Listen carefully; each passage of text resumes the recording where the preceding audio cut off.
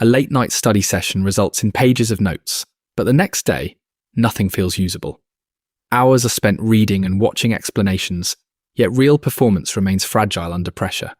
This occurs because learning often remains passive, so familiarity replaces skill, and mistakes stay hidden. Without a clear structure, effort spreads across many topics, and the hardest parts never get confronted. The cost is more than frustration. Skill gaps limit career options and reduce personal confidence. Rapid change rewards those who can build ability quickly, not those who only collect information. A better approach treats learning as a planned project with clear targets and aggressive practice methods.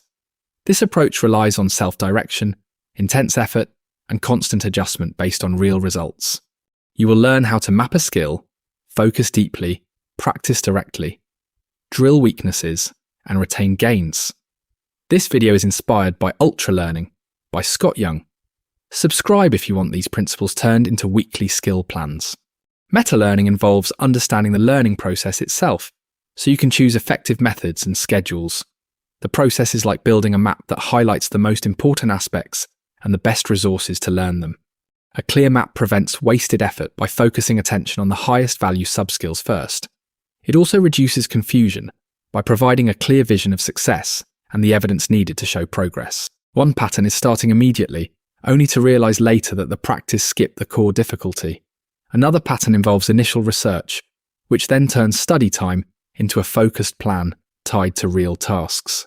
This approach supports the larger goal by providing direction from understanding the terrain, not just motivation. With a solid map, later practice becomes more efficient as each session builds toward the same target. Start by asking what the skill includes, what experts do daily, and what drills match those demands. Write a one-page plan listing subskills, materials, feedback sources, and a weekly schedule you can repeat. Focus is the ability to maintain attention on one demanding task long enough for meaningful learning to occur. The mechanism involves reducing distractions, protecting time blocks, and training concentration as a skill.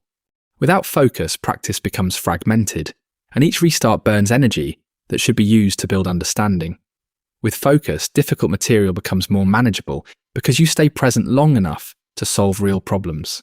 Some learners keep their phones nearby, switch tasks frequently, and wonder why their efforts never lead to competence. Others remove distractions, work in quiet blocks, and notice that even short sessions produce sharper results. This approach matters because intensity depends on attention, and attention determines whether practice is deep or shallow. When focus improves, other principles become easier because the mind stays engaged through discomfort. Choose one daily time window, remove digital temptations, and start with a clear single task goal. Track distractions for a week and adjust your environment until concentrated sessions become your default routine. Directness ensures that practice remains closely tied to the situation where the skill will actually be used. The process involves performing the real task early, then structuring study to match the exact demands of that context. Direct practice enhances transfer because the brain learns specific cues, constraints, and timing that lectures cannot replicate. Indirect study may seem productive, but later performance often fails because the situation differs from practice. One learner moved to a new city, studied computer science on site, and treated daily life as practice. This choice worked because the environment demanded the same thinking and communication needed for real work. This principle matters because skill is not just knowledge, it is action under real conditions. When practice mirrors reality, progress becomes trustworthy because success in practice resembles success outside of it. Seek ways to simulate the real environment through projects, conversations, performance tasks, or timed exercises. Subscribe if you want more strategies to turn learning into real performance through direct practice and smart constraints. Drilling involves identifying the weakest subskill and practicing it in isolation until it no longer limits performance. The process breaks complex tasks into components, then focuses on the part that fails most often.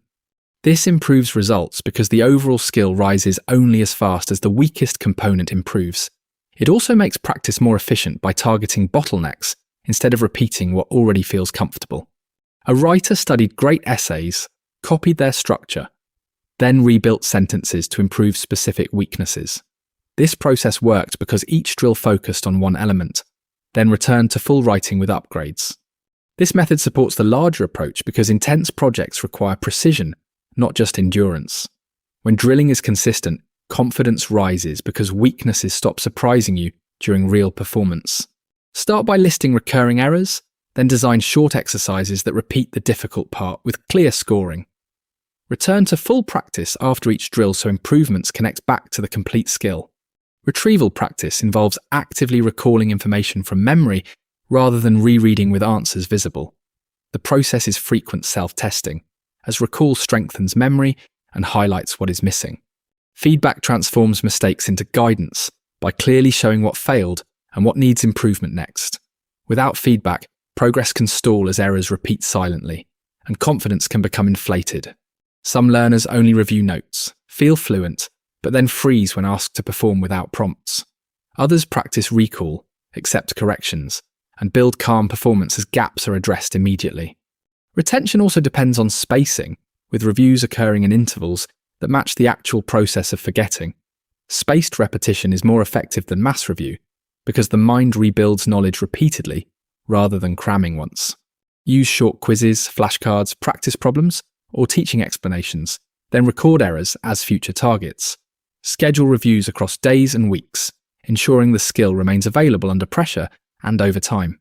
Real skill growth comes from projects that are designed, measured, and repeated until performance changes in the real world. A structured project replaces vague studying with a plan that connects time spent to results earned. You map the skill first, then protected focus so practice stayed intense and meaningful. You also practiced directly, drilled weak points, and used recall with feedback to keep improvement honest. When these parts work together, learning becomes faster because each session has a clear purpose. The benefits compound because skills built this way remain available months later, not just after cramming. Start small by choosing one skill and committing to a short schedule that fits real-life constraints. Then expand responsibly by raising difficulty only after reliable performance shows the foundation is stable. Progress becomes motivating when evidence replaces hope, and improvement becomes visible week by week. If this way of learning feels empowering, subscribe for more videos that turn hard skills into repeatable results.